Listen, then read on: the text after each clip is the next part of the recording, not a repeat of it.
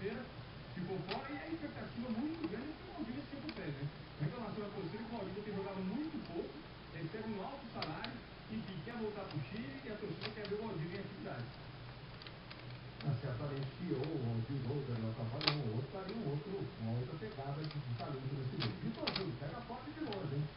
Mas já pensou muito, foi para a jogando do time do Palmeiras. E Roberto, agora foi construído o lance do Lucas.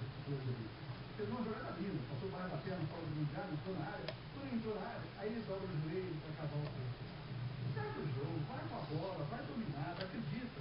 Não acredita, prefere cavar o tempo no original. Lobo, a gente se liga em você.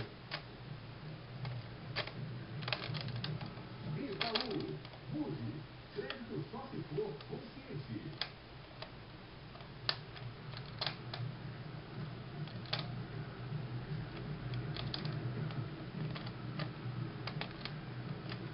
Colaboração do Bruno, vai chegando o Renato.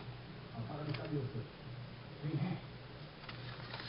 Trabalhando com o Mazinho. Tentou a jogada mais à direita.